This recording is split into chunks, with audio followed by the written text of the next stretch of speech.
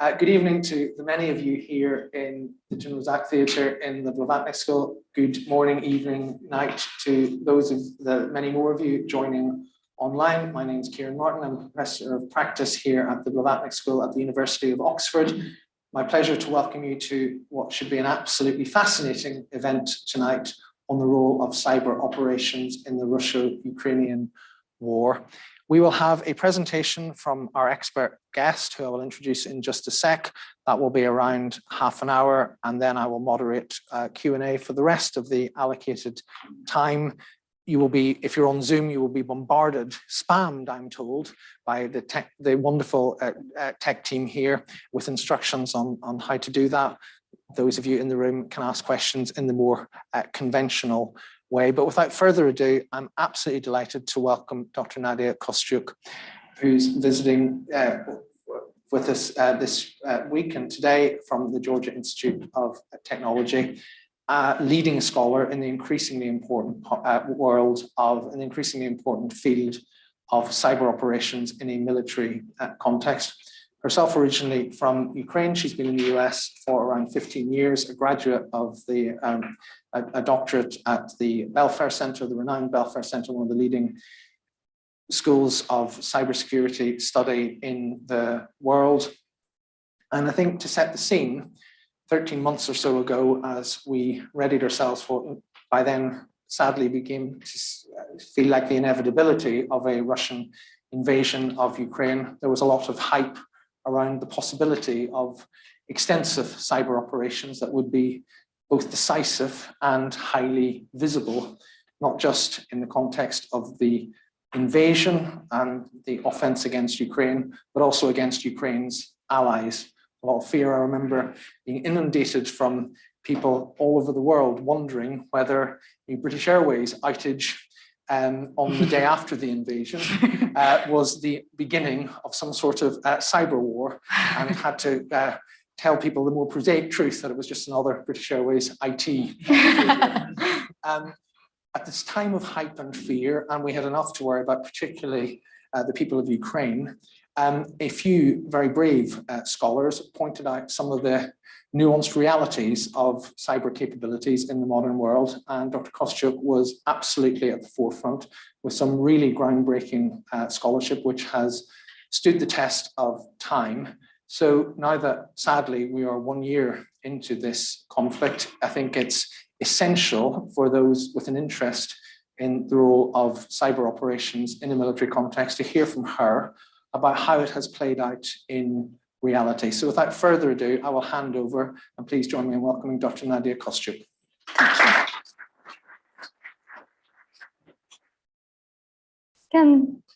All right, I'll talk through here. Thank you so much for having me. Before I start, I wanted to ask, is it questions at the end, or do we welcome an intro at the end? Great. Again, thank you so much for having me. I'm very happy to be here. And as Kieran mentioned, last February, I was writing and talking about the possible use of cyber operations in potential invasion, Russia's invasion in Ukraine. But today I'm happy to actually share with you the results of the systematic analysis that we have done to demonstrate whether our prediction actually took place or not. So this question about the internet and the role of cyber technology in modern warfare speaks to this larger debate that exists in political literature, also policy debates. Basically, what is the role of cyber technology in modern warfare? On the one side of a spectrum, we have scholars and policymakers who basically say cyber technology are revolutionary. They are weapons of tomorrow, and they actually can substitute conventional military operations. And this is a very famous book by Richard Clark and Robert Knight talking about this possibility. Maybe many of you probably know Stuxnet operation, and this is obviously very often quoted as an example of the substitution. And this Stuxnet worm was used as a substitution to an airstrike. Again, many of you probably remember that in the early 2000s, the Bush administration was thinking about various options of how to stop Iran developing nuclear weapons. And it had very great ally, Israel. Israel said, we're going to use airstrike. And the Bush administration said, no, we have to slow down. We don't want to be involved in another war in the region. And let's do something else. And so they developed this worm. And what the worm did, it made the centrifuges at the Iranian nuclear enrichment facility spin so fast that they got destroyed. And as a result, it slowed down the development of a nuclear weapon. On the other side of the spectrum, we have scholars who say cyber technologies are evolutionaries. They are very important, but they will supplement other forms of conflict. And they can be complements to conventional military war. And a famous book by Thomas Reed talking about cyber war will not take place. And bringing an example of Russo-Georgian war, it lasted only 5 days, but Russia used extensively cyber operations during this invasion. So one example may be famous for you. Russia used a lot of web defacement operations. Basically, it erased the official information on the government websites and placed this image. And so this image compares the then president of Georgia, Mikhail Saakashvili, to Hitler, basically creating this sort of narrative that if you're going to support your president, you're going to face the same destiny as the Jewish population under Hitler. So, as I mentioned, these two views, they provide opposite sort of spectrum of this understanding of what cyber technology can achieve in modern warfare. On the one side, we have scholars and practitioners who say cyber war will take place. On the other side, we have scholars and practitioners who say cyber war will not take place. Recently, there is this new research, and again, sort of some agreement with practitioners saying that we need to look into the middle. It's important to talk about cyber technology, not necessarily as defining as using term war or warfare, but what is more important is the contestation over information, is intelligent context. So what does this view that exists in the middle means? There are a lot of examples. They provide scholars, particularly Josh Rovner, provide a lot of definitions what characteristics this intelligent context take place. I'll just highlight two and provide relative examples. So the first one is an effort to collect more and better information on adversaries' capabilities and intention. So many of you probably are aware of Chinese attempts, a lot of them are successful, to steal US defense secrets, and also to implement them and to create new technologies and to reduce the leap between US military capabilities and Chinese military capabilities. Also, these intelligent constants means that there's an effort to collect this information, but also to use discovered information for practical gains. So one example also is Russian interference in the 2016 US elections. Again, they hacked into the Democratic National Committee, and they collected intelligence information, and they released it when it was convenient for them to potentially influence for the strategic purposes. And so what is interesting, all these debates, right, they came up again in the context of Ukraine. So when Russia just put the troops on the Ukrainian border back in 2021, some scholars said, we don't even need to worry about it. Nobody is going to invade. We're going to see a lot of cyber attacks. They're going to be able to achieve the strategic objectives. So one of them is Keir Giles from Chatham House. He actually wrote in December 2021 saying, Russia may not need to use military force at all because cyber strikes can achieve much the same effect from across the border. We know he was not correct. And then we have the second debate. People saying Russia will invade, but we will see a lot of destructive cyber operations because they will, it will help Russia to achieve victory much faster. And this one scholar, William Courtney from RAND, in January 2022, again, it was prior to invasion, wrote, we're going to see a massive employment of cyber warfare tools to create shock and awe, causing Ukraine's defenses are will to fight to collapse.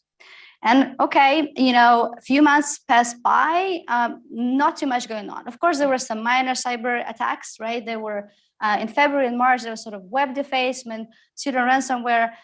But when practitioners and academics, people like me, examine it, we realized that they're very quickly planned. They didn't obtain any sort of strategic effect. And so they only actually display how unprepared and weak Russian cyber capabilities were. But the industry, so we have these two debates on both sides. I put up the quotes. But the industry was very, very active, right? There's a lot of stuff happening apparently under the hood. And starting with April 2022, we started seeing a lot of Microsoft reports publishing that all this cyber war or cyber activity is taking place. Of course, we cannot see it because it's very, very secretive, but they are, working day and night. And so they produce a lot of interesting stuff. And one of this is this map that I have on the bottom. As you can see, the blue color, I don't even know how this doesn't work. But anyways, the dark blue color shows the high overlap between military and cyber operations. And you can see it's in the region of Donetsk and Luhansk and around Kyiv. And the lighter color shows low kinetic and cyber activities. And again, some of the central regions and in the western part of Ukraine. But what is important about this graph is that it just shows sort of descriptive statistics. So they collected some information. They didn't do any particular analysis. They say, probably, there's something going on there. And if you carefully read the language of the reports, they say there might be something going on. Potentially there's intentions, but we don't necessarily demonstrate it. And so what is important about all these works, right? That on one side, we have policy people that have access to theories. They know how the world works, but they don't have access to data. They usually look very specific case studies and try to derive particular theories. And on the other side of the spectrum, we have industry people. They have access to data like the Microsoft report, but they don't necessarily understand how to analyze it, what actually the data tells them. And so with this project, we have a great team of scholars at Georgia Tech.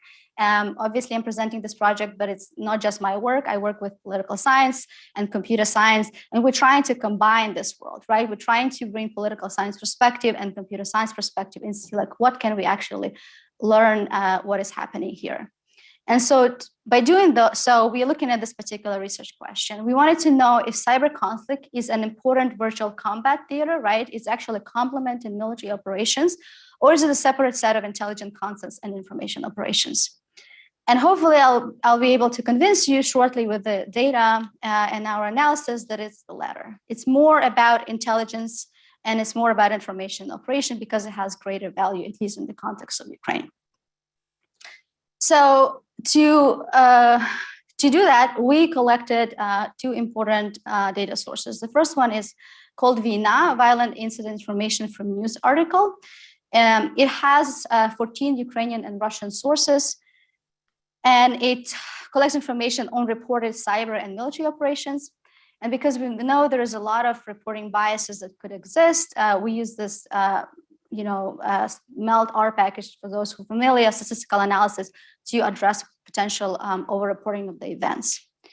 And so here's the map that shows the average number of Russian military operations by oblast. For this particular analysis, we focus only from the start of the conflict on February 24th until August 31st. And as you can see on the eastern part of Ukraine, there is way more Russian military operations that have been recorded, and western part of Ukraine is less. And this is the map, the same map for the Russian cyber attacks. I would say when you think about attacks, don't think about just individual little things, but more like campaigns, right? That can be composed of individuals' penetrations. And again, as you can see, there's sort of more activity on the eastern part. And the second data that we're looking at the internet outage detection analysis. And this is computer science data. What it does is basically uses active probing to detect disruption in the internet connectivity, right? So basically it just looks whether the internet connectivity, basically whether the internet is up and running or whether there is any disruptions. And so this is another map that actually shows the internet penetration and internet connectivity by oblast during this time. As you can see, there is some drops, right? About 50% in Donetsk, Luhansk, Kherson, where the fighting took place, close to 100% in the western part of Ukraine. And so what is important is that these drops of internet connectivity could be caused by two factors. One factor could be because the internet infrastructure has been destroyed because of kinetic military operations, right? Fighting takes place, power grid has been destroyed, internet is not working. The second reason, it could be because of cyber attacks, but not any cyber attacks that is happening, but those that meant to disrupt the flow of traffic. So distributed denial of service attacks is one of the examples. If cyber espionage is taking place, it requires the internet to be up and running. There will be no disruptions. And so this is important because this is what we're going to look into at our study to see if this relationship holds. So just to preview again, looking at the descriptive maps, plotting sort of similar maps that Microsoft did. On the figure number one has Russian operations by oblast, and figure to my right has internet connectivity. So if you can see, probably there is sort of negative relationship between the two. With the increase in Russian military operation, we potentially see some disruption in internet connectivity, again, for some oblasts, not for all of them. And so again, if you look at these maps, we can say maybe this is going on, but we don't know.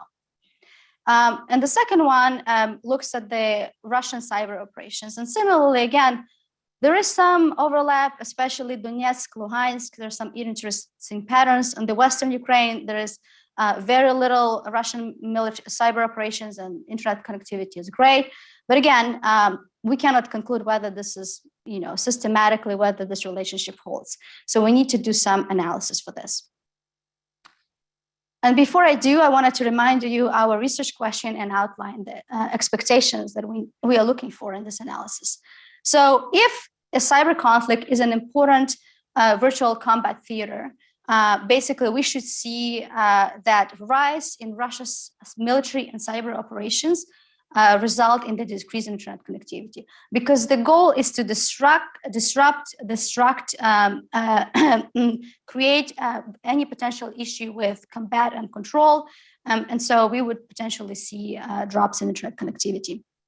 But if it's more about keeping internet running, if it's more about intelligence, contents, about information operations, spreading all this misinformation, fake news, getting public support, we should not see we shouldn't see this relationship. No relationship, a positive relationship should take place.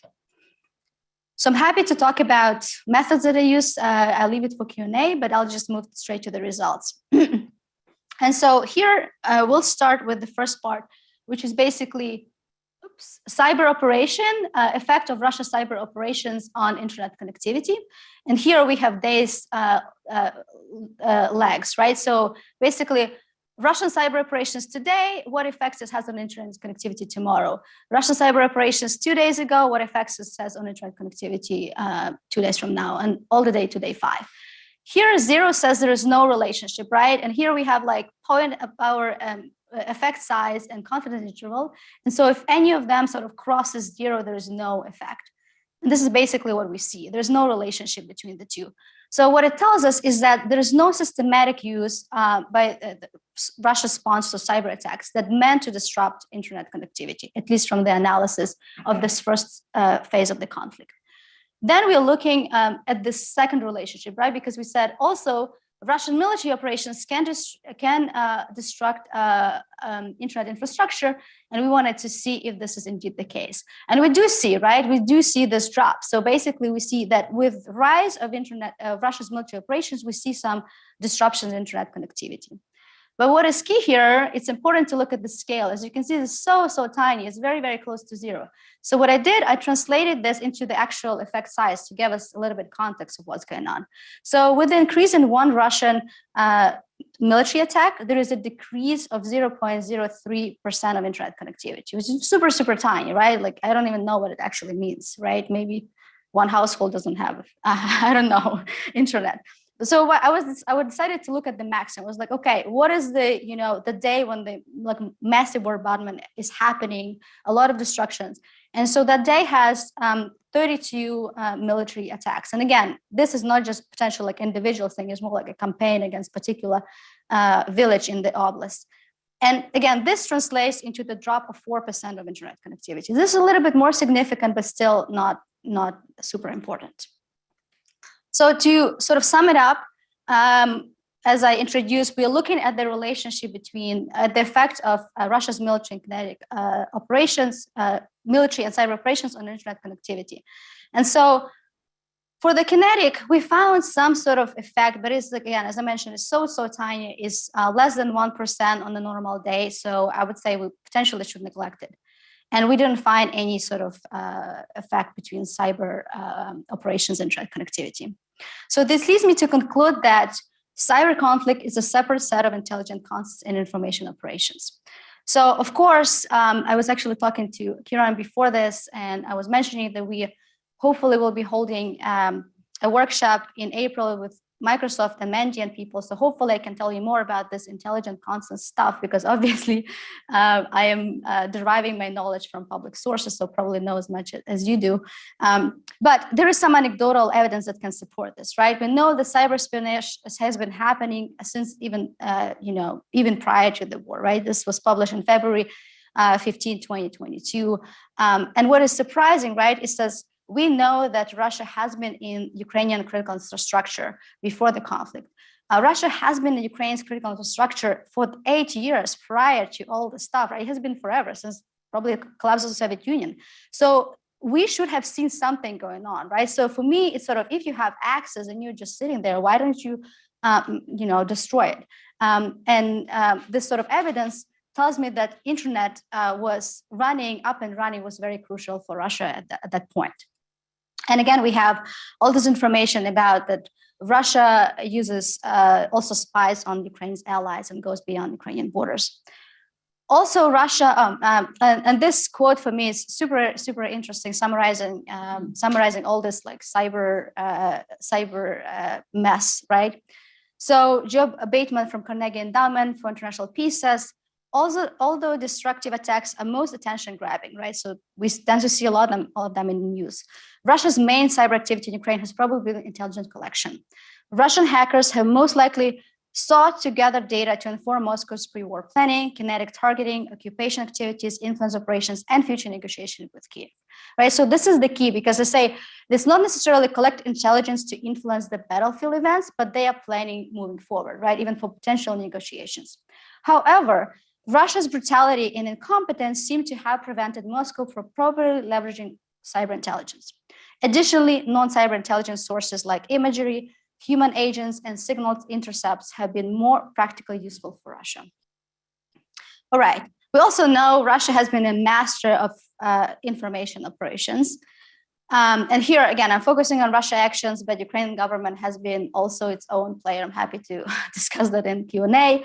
But basically, this foreign policy report talks about role of social media, artificial intelligence in shaping global narratives, and basically says, just in the first week of the war, videos from a range of sources on TikTok with attack Russia and Ukraine has amazed 37.2 billion and 8.5 billion views respectively, right? It's just the first week of war. And probably a lot of you know all this deepfake video of Zelensky, who basically encouraged his own soldiers to stop fighting. All right, so just to summarize this, as I said, internet and cyber technology obviously is super important, will be playing an important role in conflict, but it's less useful for disruption, degradation effects. The greatest value of internet is to collect intelligence, to spread misinformation campaigns, to shape public opinion. Therefore, we need to have internet up and running. This is what we've seen in Ukraine. So what it means for the role of cyber technology in future warfare, I can conclude, and Kiran, please feel free to correct me if I'm mistaken. I would say cyber conflict is less about destruction, degradation, right? It's less about all this cyber doom scenario that you're gonna launch a cyber attack and destruct all the critical infrastructure. It's more about, again, intelligence collection and information operations. Intelligence collection is the key.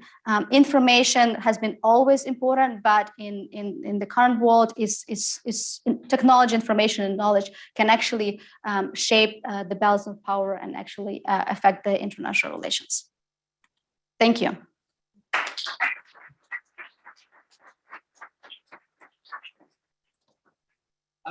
Thank you so much, Nadiya. I'll open up to questions in a minute. Sure. Please feel free to type them into the Q&A. I'll abuse Chair's privilege just by asking my own. Firstly, thank you. Fascinating. I think, firstly, for those of you who spend less time than Nadiya and myself thinking about these issues, I think that's a fascinating overview at the start of one of the most important debates in cybersecurity. The sort of destructive versus more subtle impacts of it. In fact, I do recall once after a conference in the United States, and maybe we can do this as a party trick, somebody once making the Dick Clark and Thomas Reid books fight each other. Cyber war versus cyber war will not take place. Will not take place. But it's an absolutely critical debate, and we might cover how it plays into Western military and national security postures, because that's it's not just about what does Russia use this for, but it's what do Western countries use it for. So feel free to ask questions about that.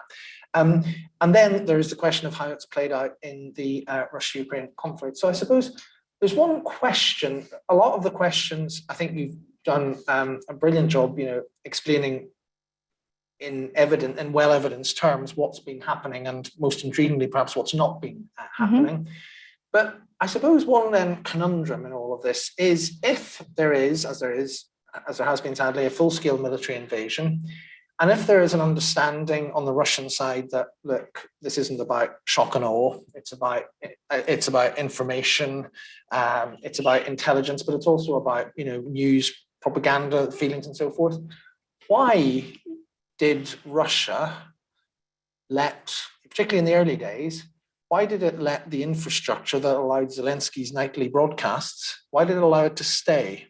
Was it just because they couldn't take it out, or because they chose not to, or because they got it wrong? What's your view? Yeah, so my view is obviously information is the key. And so obviously the most logical thing you would just cut it off. But I think the Russian military, obviously we know they're super unprepared, didn't expect it's going to last so long. But also they didn't realize they actually needed it more, right? So there were all these stories about how, they were using, internet in Ukraine for Google Maps, for communications, how they were relying on Ukrainian cell phones, all of that stuff. So I feel like the reason they didn't do it, because they were already in a very difficult situation. If they cut off the internet, then it would be even more difficult for them. And so they needed it. Really interesting. I've got a couple of questions on this, but questions on the floor. I'll take one first. Tom first, and then we'll come to the two of you. Great. Thank you very much, Nadiya. So I will repeat the question if people online can't hear it, or summarize it. So it's a question about how we can extend the findings from the Russia-Ukraine conflict to future conflicts. And so one of the things we've learned about the Russian military in the last year is that they're very poor at what you might call colloquially joined up thinking, and what NATO military doctrine would call synchronized effects. So just as an example, the chain of command was very unclear for the first few months. There were at least 3 separate military districts working in isolation. And at a tactical level, that's also played out, failure to integrate artillery with infantry and so forth. Whereas the militaries which are capable of synchronizing effects, it seems to me, might seek to bring in cyber effects as part of a full suite of kinetic action. So could you just say a bit about whether you think your conclusion stands up with militaries which might be more competent than the Russian military, whether we've got reason to doubt that they would do that? So the question being military cyber alignment, and could other powers be better doing it than the Russians? Just to give an illustration, I think, so is it called Operation Orchard? Was an Israeli operation in, I believe, about 2007. This was a strike in Syria on what was believed to be a nuclear reactor under construction. And I believe it was a cyber operation which effectively blanked out the Syrian air defense system, which then allowed the Israeli jets to come in and conduct the operation. So that was synchronized effects using cyber to enable kinetic effects. And I can see militarily how scenarios like that would be very useful for different militaries. Yeah, absolutely. Thank you. And yeah, this Operation Orchard that you mentioned, that's what Israeli wanted to potentially do in Iran, right? And they decided to go with Stuxnet. In terms of better, absolutely. We still know that, the US and allies obviously are much better in synchronization. To add your example about Russia, not only they launched different operations, they also, like if you look at their air campaign, and I'm not an expert in terms of Air Force and all that, but there's a lot of attacks has been done independently, right? There's no like synchronization between sort of air campaign and ground operations. US is so much better. It's like one joint operation.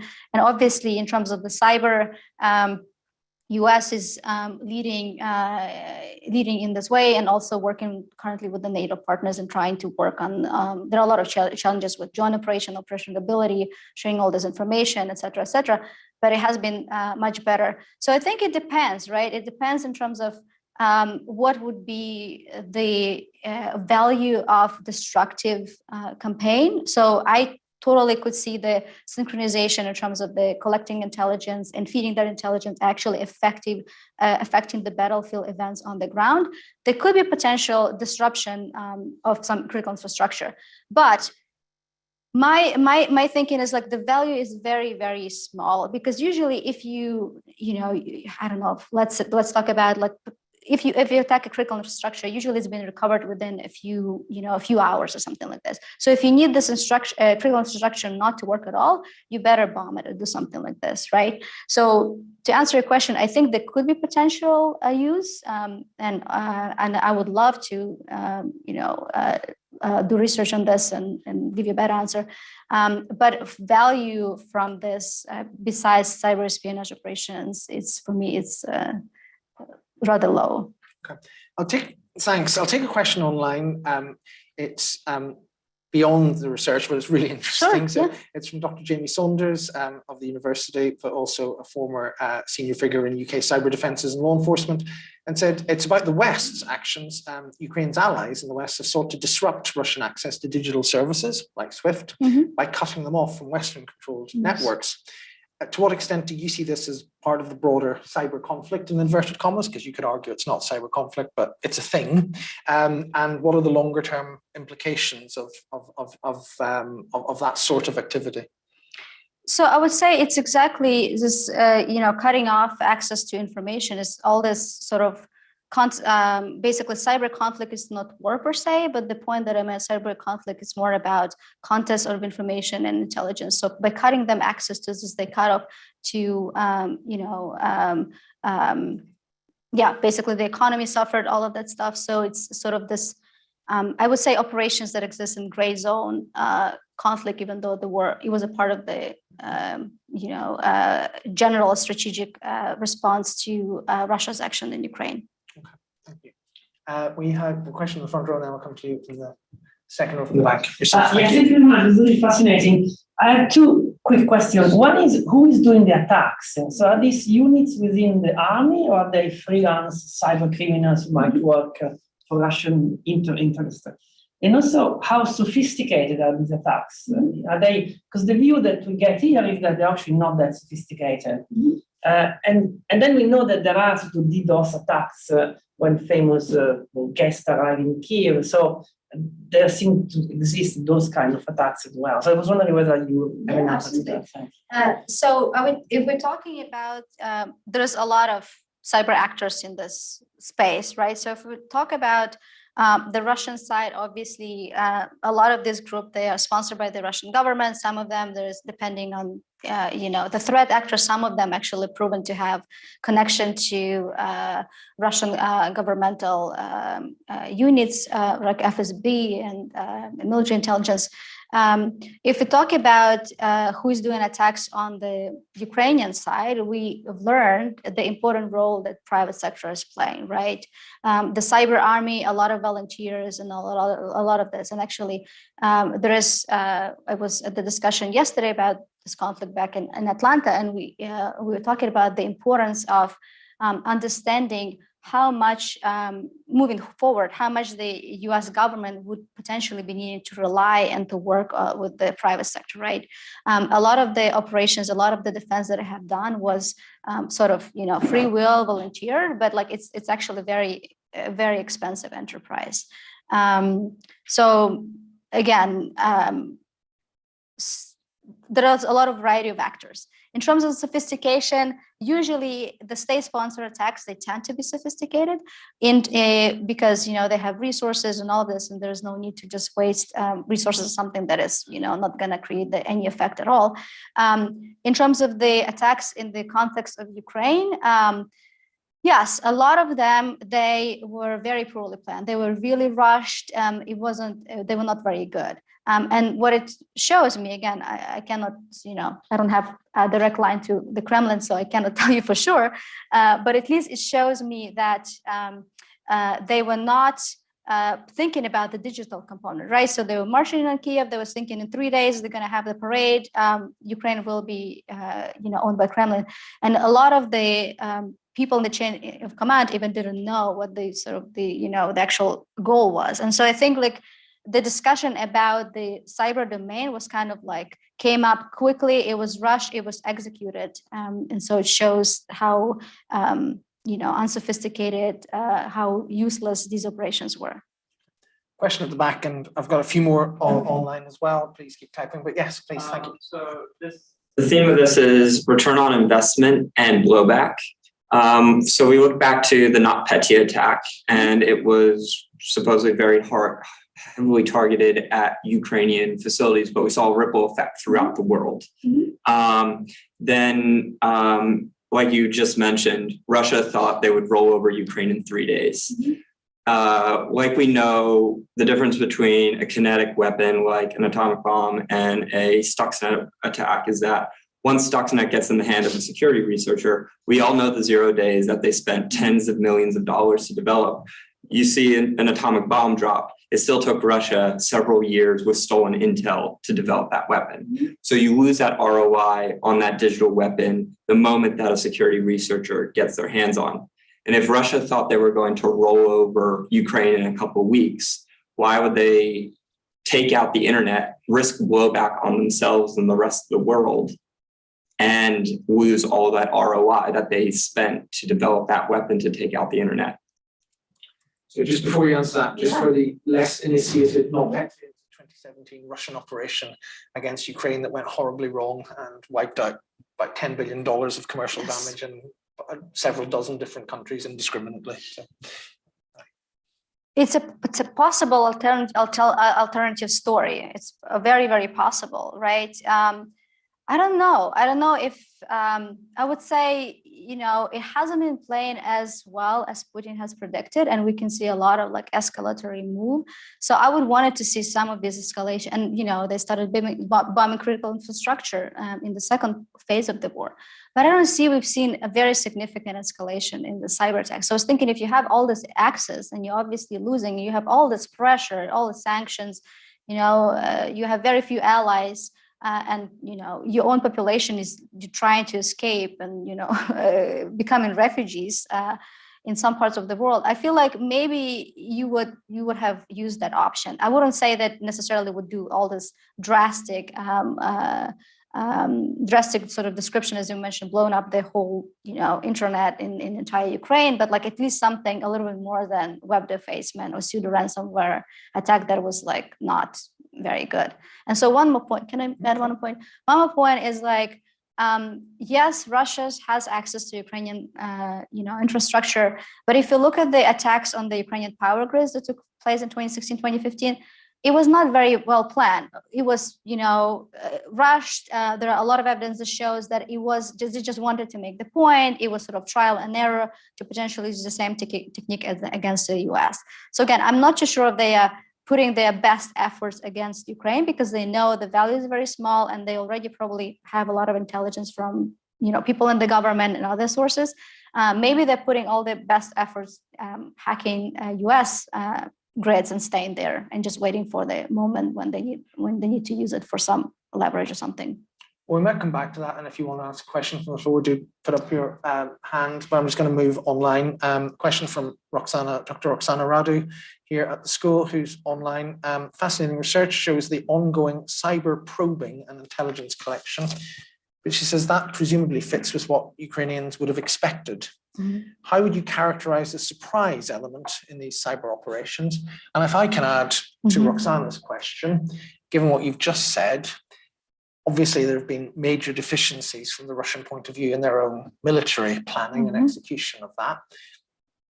Have the cyber operations that Russia has perpetrated, have they been any good? I mean, have they been equally poor, or have they performed equally poorly as the military, or have they actually, been quite clever, creative, effective, but just not enough in the context of an overall failing campaign?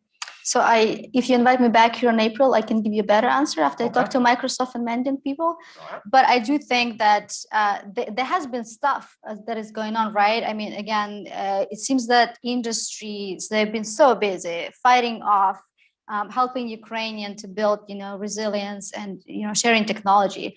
So again, from the public information that we've seen, obviously it's, Russia, the two mistakes are not two mistakes, but among many mistakes that Russia has done, right? Russia, we were thinking the Russian military is the best, one of the best in the world, right? And we've seen how poorly planned they have. The technology is not as sophisticated as we expected. And the same thing with the cyber operations, right? They also were thinking, okay, all these things are going to be happening, and we've seen it in other parts of the world, but in Ukraine, it wasn't taking place. So I would say it's not as maybe potentially up to the expectations as we hope, but obviously there has been all this time, all the industry people have been busy. So I assume something is going on if they work 24/7 and publish all these reports, right? Absolutely. Got a couple more online, but any questions in the room? All right, I'll go back online. Let's return to this issue of the private sector. And a question from Matthew Schwartz. Have Western partnerships from the likes of Microsoft, ESIT in Slovakia, Starlink, we all know who owns that, with the Ukrainian government, has that been a surprise to you? How important has it been in allowing Ukraine to repel online attacks and cyber operations? And will this be central in terms of any future conflict involving Western countries?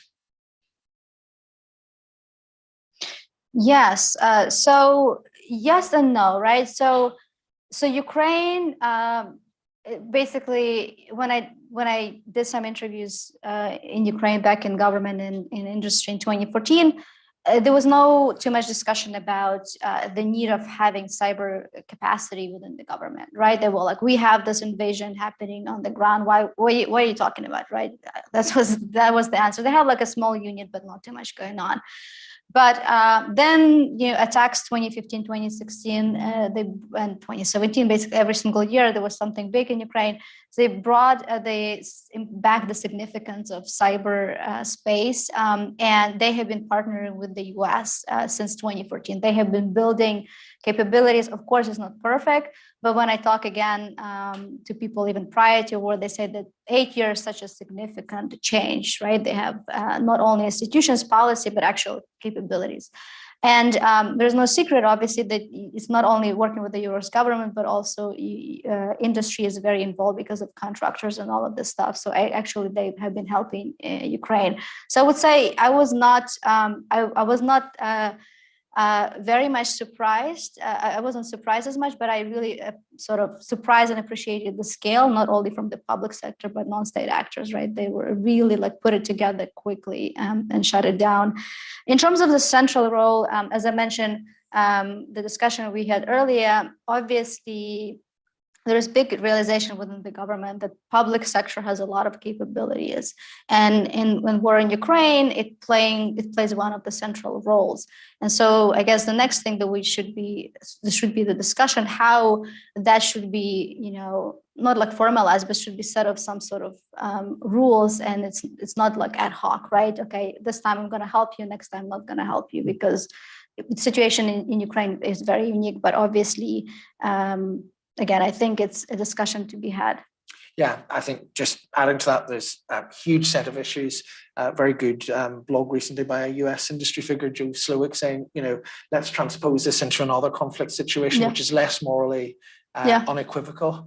And let's view the decision at Microsoft board level as to whether to help or not. And let's think about the implications of that. Very interesting. Yes. Thank you, Nadiya. My question is this. How did we get it so wrong? For so long, so many influential, respected voices, some of which that you put on the screen, were predicting that either cyber warfare was going to revolutionize modern conflict and replace kinetic warfare as we knew it, or at the minimum, it would supplement what we've seen to such an extent that we're going to see a new age of warfare come before our eyes. And none of this has happened. And it feels like all of this has been building up hype for multiple decades. And there's been some failure along the way among members of the military and policymakers to understand the impact of cyber. Now, I can understand why the public will fall prey to the cyber doomsday rhetoric, having watched so many Hollywood movies and read so many books. I can understand that the public is going to be so fearful of this. But why is it that the best minds in the world, the best military tacticians, the best policymakers, the best strategists, everyone fell prey to this idea that everything was going to change with the introduction to cyber? Why did that happen? And what has been the process now of trying to rectify this? How receptive have audiences been to this view? Because policymakers don't like hearing that they've got it wrong. So are we now starting to re-litigate this issue and open up to develop new conceptions of the way that warfare is going to take place? Or is there pushback against your vision of cyber warfare as an intelligence context? Okay. Why did cyber war not take place? Yes, it's not even that. It's like why we're in the middle. Yeah. Actually, it's very funny. Can I do a little leeway? I co-teach a class with the computer scientists, and we have policy computer scientists in the audience. And so whenever they ask me something, my answer always to policy questions, like it's gray, right? And they're like really upset because for computer science, it's always black or white. And I was like, hey, policy people, always in the gray, always maybe, right? So why we are in the gray area? It's a very good question. So I think it's just, it's a lack of knowledge, and we have to be patient.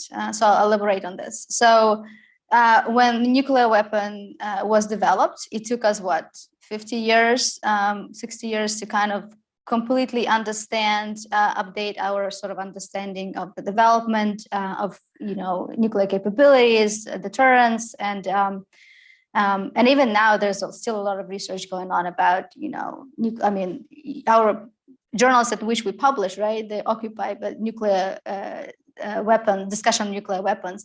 So with the cyber technology, I think there was this quick desire to explain this new phenomenon without having a knowledge and foundations, and again, patience to sort of understand. Because let's look at this case of the US, right? In 1995, there was this Oklahoma bombing. And so there was a special commission created to talk about various risks that could be caused to US critical infrastructure. And at one point, they were like, okay, what about cyber risk? Internet is spreading. Probably there could be something done through cyber, and they needed to come up with various quick steps. And obviously, if you put policy people who hasn't worked on this at all, and they start to come up with particular policy implication explanations that use their background that they have. And a lot of them could be military people, or again, nuclear weapons people, weapons of mass destruction. And cyber is a very different species, as we can see. In terms of whether we are changing, again, there are still some voices that would be on the Richard Clarke side, right? Cyber war will take place, but there has been a lot of changes. And I think one clear change was with the shift of US cyber strategy to persistent engagement.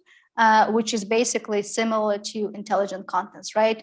For people who are not familiar, do you want to explain what it is? Since you're Well, it's just, I can do it. It's just, well, you do it. Yeah. So basically, the U.S. government, U.S. military understood it for a long time, but they made it official, and UK is following the lead. Right? Is that you have to consistently operate basically engage in cyberspace, because the situation is changing so much. So you cannot just get there and get out. You basically have to constantly be present and act as you go, something like that. But just and let me just press you on that a bit. Sure. It brings in a question online from Chris Foy about well, the question is, if Putin's desire to win depends on weakening Western resolve, are you seeing evidence in cyber of his campaign in this direction? Mm-hmm. Now, if I can add to that, you flashed up some slides, and from memory, it was newspaper articles from Ellen Nakashima in the Washington Post. How shall I put this? If it's authored by Ellen Nakashima, it tends not to be denied by the US government. Yes, like absolutely. That. And saying that Russia has a presence in Ukrainian critical infrastructure, has a presence in US critical infrastructure. In other words, there's something there that can be exploited. It hasn't been, or we'd have noticed. This wouldn't be a secret attack. Is that because the Kremlin chose not to, or because it can't really do it? It can maybe spy, it can maybe mess around a little bit. But that sort of shock and awe that you mentioned from Rand just really isn't how it works. So was it a matter of choice? And to Thomas' point, could perhaps a more accomplished power with, like, say, China or the US for that matter, could they actually do this? Could they achieve a Clarkian version of effect? Or Putin just either wasn't capable, or it's just not scientifically possible, or was it a matter of choice by the Kremlin not to use capabilities that they had? So the quick answer is the latter. Okay. But I'll explain why. So we know Russia is capable. And as I said, at least from sort of history of Russian attacks, we see that Russia tailors its capabilities and operation based on the target, right? So when I mentioned that some of the attacks in Ukraine, they're quickly planned, they're not very good, but they achieve the goal, so that's fine. With the because Ukraine's defense is not very good. US is way more sophisticated. And we know that Russia has been in the US electric power grid since 2016, right? One of the sort of unofficial anecdotes is that when, the Obama administration, when they expelled a number of diplomats as a result of, Russian interference in the US elections, they wanted to do more, harsher response, but one of the deterrent that they faced was the fact that Russia was in the U.S. critical infrastructure, so they decided to use a softer option. So what I would say is, we knew they were there. Also, as you mentioned, there's a lot of reports that have been saying that they were still there. I think DHS also published a bunch of warning at that time, if I remember right. A lot of warning that all these companies be careful because Russia could potentially attack.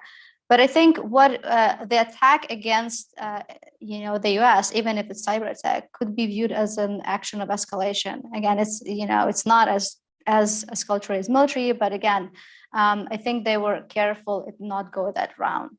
Okay. So I would say that had capability. How effective it would be, I don't know, but I'm sure they were in the systems. Okay, and I think time for one more question from George. And then on some of the previous questions, it seems we overestimated Russian offensive cyber. How do we disentangle our overestimation of Russia from our overestimation of cyber? So I'll answer this way, but let me know if I get the point you wanted. So, I think this conflict, again, I was on the panel about lessons learned 1 year after this. And I think the general understanding is that there's a lot of misperceptions that both sides had, right? So Russia was not estimating Ukrainian capabilities The US also was not estimating Ukraine capabilities, right? Even though they had really great intelligence and shared that Russia will invade, they were sure that Russia will get to Kiev, right? And we have like a year after, look at what Ukrainian resilience has done. So, and for political science in the audience, we know that the reason countries fight, there's a lot of uncertainty, right? Some of them overestimate their own capabilities, some of them underestimate their adversarial capabilities or resolve to do all of this stuff. And so a conflict helps to clear this out. So there's a lot of updating has been happening on both sides. And again, a lot of lessons learned, and the conflict is not over. So there's more that will be happening. But again, one thing I would say is what kind of made me happy as a Ukrainian is Russia demonstrate how incapable its military is, cyber operations are, right? How it's not able to synchronize, effectively conduct joint operations. So basically, Putin is not very happy about that. Yeah. So I think I'm going to abuse chair's privilege one last time because we've got, I think, 3 minutes left. Sure. So, and it's a selfish parochial question, or from a UK perspective. You may have seen in November 2021, after the publication of the UK government's integrated national security review, an exchange between the then Prime Minister, Boris Johnson, and the chairman of the Defence Select Committee, Tobias Ellwood, where the famous part, because obviously, sadly, it came undone relatively quickly, was when Boris Johnson infamously says the age of big tank battles on the European landmass are over. Okay. What then? Because people are too busy laughing, they miss the bit that follows that, which is the then Prime Minister saying, but we're investing in the capabilities of the future, like cyber. Ellwood then replies, you can't hold ground with cyber, there's a row and so forth. Now, unsurprisingly, in the light of the invasion, the UK government is revisiting its strategy. I wouldn't criticise them for that. It seems a perfectly sensible thing to do in response to a huge geopolitical shock. If they were to hire you and say, look, you're an expert on cyber and conflict, what does all this mean? What would you tell them in terms of the UK's own posture, defensively, offensively? Right. So I would say, obviously, investing in new technology is important, right? Obviously, investing in cyber technologies, artificial intelligence, all this stuff is important. But I would say, look, Russia is setting the precedent, but technically it's an outlier. If we think about, modern warfare, there is not as much fighting over the territory, right? There are some sort of, frozen conflict. There's no I don't know, France fighting Britain anymore using conventional stuff. And the reason why we see is like, again, China has been very effectively stealing the information that it needs to potentially, change the balance of power in a few years. And so doing this way. So I don't know, right? I would say I couldn't believe that Russia would invade Ukraine. For me, it seems like it's a methods from century ago, at least 50 years ago, but it happened. So obviously focus on investing in technology, but also keep military. But the key is, as we can see, to be able to synchronize it, to use it effectively. There's no need, like if you have, planes are flying and they're not helping ground operations, or if you have cyber operations and they are doing their own thing, obviously it's not super effective. So the key is just make sure it all works together. Well, the government could do worse than to hire you for advice on these matters. So all remains thanks to everybody who joined online. Thanks to everybody in person. Thanks Thank you for having me. Dr. Nadiya Kostyuk. Thank you for having me.